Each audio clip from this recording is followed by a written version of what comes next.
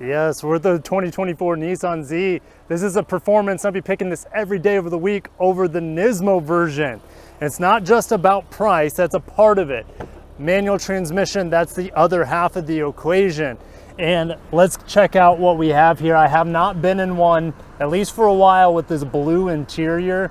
Love it, absolutely. This is the way I would be going. I like it over the red and black interior that we have on that Nismo. And just look how impressive the materials are, soft. You got this felt here, and yes, the AC has to be cranking right now.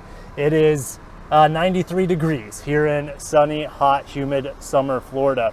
But just look how this lines up. This is something that I would expect from, I don't know, the GTR, which rest in peace, the GTR. This is the only vehicle left in Nissan's lineup that you can say is fun to drive, at least here in the States. Maybe the Nissan Note Aura or something else overseas is more fun to drive, but very, very impressed with the interior quality here. But let's get under the hood. Let's talk about the performance of this vehicle. Yes, this is the performance package, and that gives us bigger brakes, nice 19-inch wheels that look incredible. But the performance actually gives you the same engine as the base Nissan Z. Twin turbo V6 that we see from the Infiniti lineup, 400 horsepower, 350 pound-feet of torque.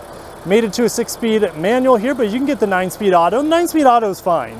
It's a decent transmission, but for this sort of vehicle, Need for Speed dreams right here. It's all about that manual. Now, I will say the Nismo Z's front bumper and grille does look better here, but I can't tell you how many looks, how many stops and stares I've been getting out of this Nissan Z. I've also driven the Nissan Z at night, so if you guys want to see how the lights perform, the turn indicators, that sort of thing, go ahead and check that out. Now, the performance model also gets a limited slip rear differential. But that Nismo, it gives you stickier brakes, it upgrades the wheels. I think they're even bigger, they might be 20-inch wheels. But the sticky tires and the stiffer suspension there does take away from the experience. When we start driving this, you'll start to see why I really, really enjoy this Nissan Z Performance, and this is the pick of the litter. All right, there's the hatch. Such a beautiful car, such a unique lift back. This, opening this up, it does remind me of a car of the 90s. Got the Z first aid kit, a cargo net. They barely stick to this mat with the little Velcro on the back, but notice how they even have a little carbon fiber design. If you're wondering if there's a spare tire under here, no, there's the Bose subwoofer, but just to fix the flat kit underneath the multiple layers. Guys, I think that's the most layers I've ever seen. That's 3 layers. And what does that do? A nice Z badge here. What does that do? Well, to me, that's more sound deadening. And we'll talk about that when we start driving it. There's the J on the VIN number for Japan. And here's a little button here that will unlock and lock the car. We have the Z skid plate here, and it does look like it is illuminated. So I love that attention to detail with this brushed aluminum here. Now, this seat is bizarre. I told you I like the seats. I think they're comfortable, but it takes forever to get it dialed in. So you have the manual adjustment here, which is for the bottom cushion. And then you have these other switches on the opposite side of the seat to move it forward and the tilt aspect. So it just takes some getting used to. And these Z mats, look at the Z badge there, really, really fuzzy. You can see my hand just sink into that. I got the aluminum pedals here. I mentioned the Bose sound system. The vents, that's where the AC is coming out of. It'll pour through that straight into the door handle cooler, but just flip it around and you have a face cooler. Traction control off is in a weird spot, but once you remember it, it's you're not going to forget it. 12-inch MID right here, and this is the one I like having up with the tachometer, but it won't let us rev to over about 5,500 RPM. Love these additional gauges. We have a boost gauge here. We have the RPMs of your turbo, and then, you know, why not just have a 12-volt battery meter there. Here's our Android Auto. It is connected wired in this car. This is my Magtame magnetic USB cable. Go ahead and check them out in the link in the description below if you guys want a nice discount on Magtame for their USB-C, USB-A chargers. There's lightning chargers that they have, and I like how, since it's magnetic, it's very clean in here. and it's never untidy. It keeps it nice and organized, okay? Shifter is purring away, wagging its little tail. Here's the S mode. S mode disables the auto rev matching downshifts if you press that button, or enables it, all right? I love where the emergency brake is here. Here's some of the heated seat buttons. Won't be needing that today. Felt lined back here. There is a 12 volt back there and a couple deep cup holders here, and your trunk latch or lift back latch is right there. No sunglasses holder. This rear view mirror, it looks like it's taken on the Nissan parts bin, and we do kind of have some high quality extending and lit up visors here.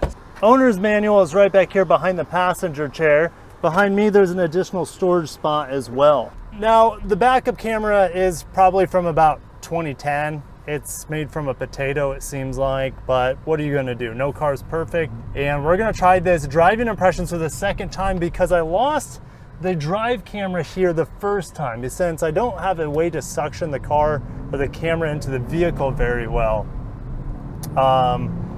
It's just kind of wedged between the seat right now and the center console, since I can't suction it. There's no sunroof, all right?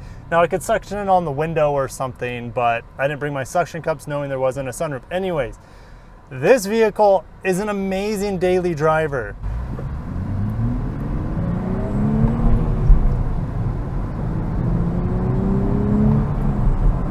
I wouldn't call it an amazing like sports performance car, even though it's a sports car and it has a performance package. This vehicle is just really refined. It's smooth in its operation. It doesn't like to be pushed hard. When you're flying through the gears, yes, it does like to auto rev match downshift quite well, and I do like the engine braking in here. Of course, we hit a red light, but that gives us an opportunity to give it a good time here when it turns green. I figured this out with other Zs I've driven, unless you're in the Nismo. Grip is something, it's just maybe the compound of these tires. I don't have the world's greatest grip.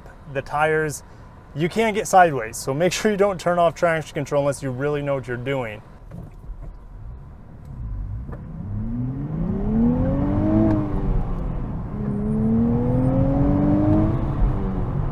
That was maybe about 3/4 throttle, and the tires were fighting for traction there.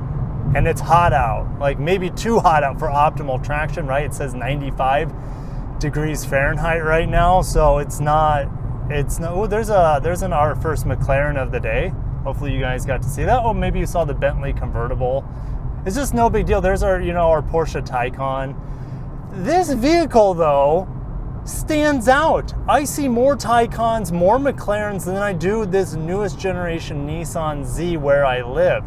It feels unique, it feels special, but it also, there's a beautiful Miata right there, also one of my favorite cars. This to me has so much more presence and street and curb appeal than the Supra does.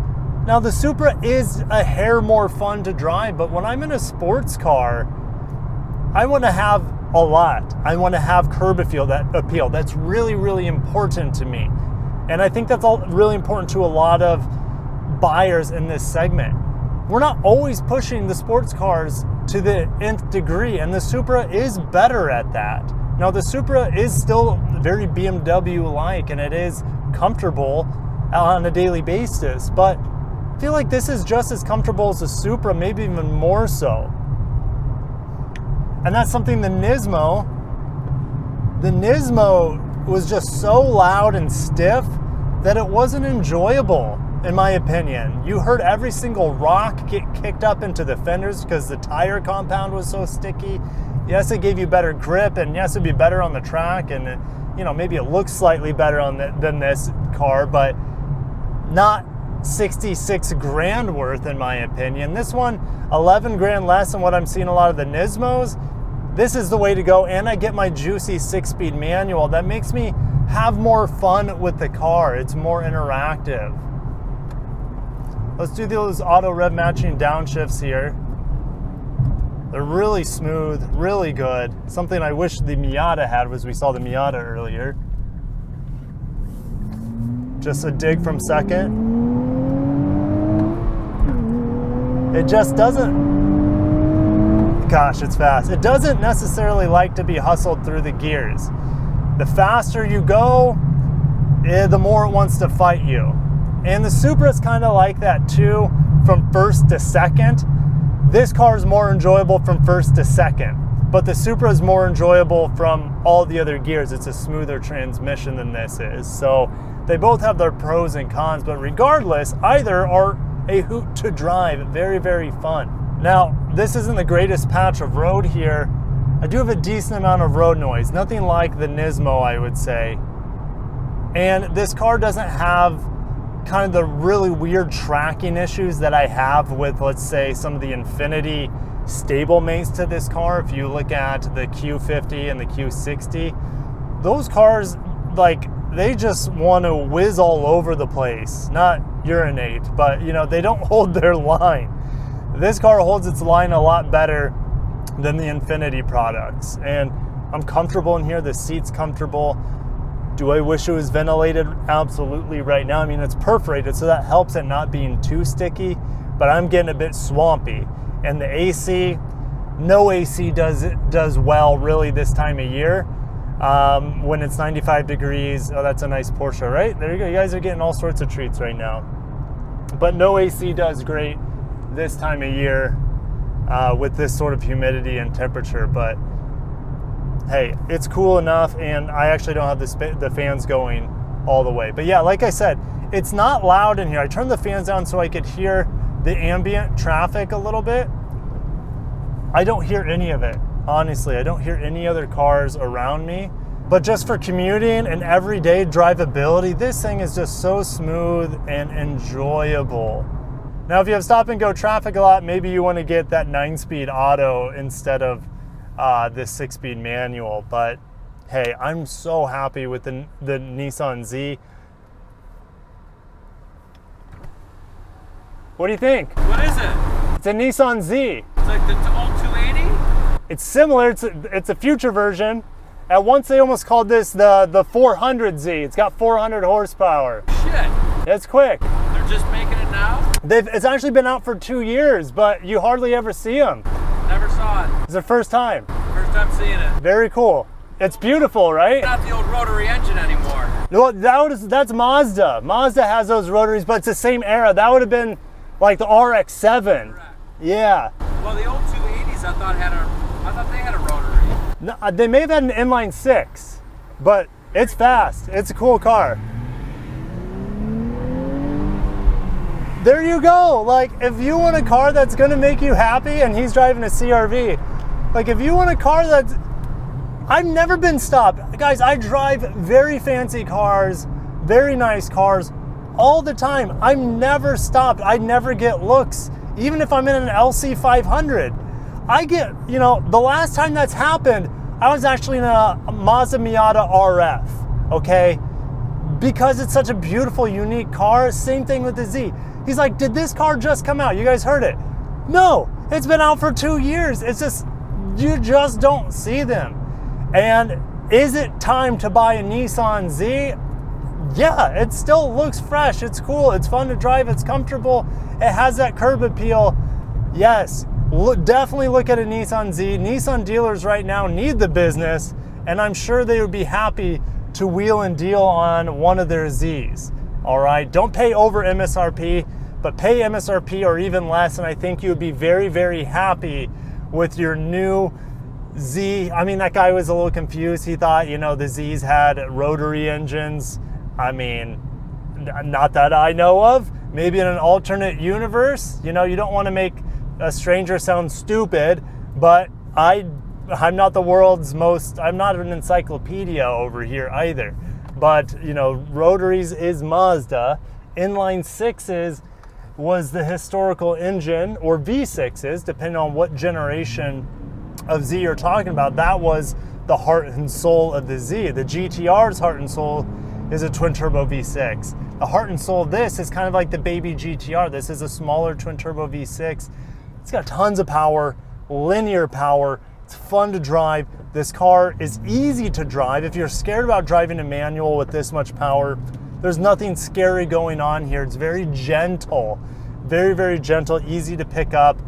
Trying to, like, I haven't killed this car this week, not even close. Like, it's a fantastic daily driver. It's easy, it's smooth, it's fun, and it's sexy, and people are going to be looking at you whether you like it or not. So keep that in mind. If you don't want people looking at you, don't get a Z. Simple as that. Thank you guys for watching. I'll catch you in the next one. Nissan, thank you for sending me your dead sexy Nissan Z in the performance trim here. Oh, yes, I wish this was in my driveway all the time because the looks of it never get old. Thank you guys for watching. Peace.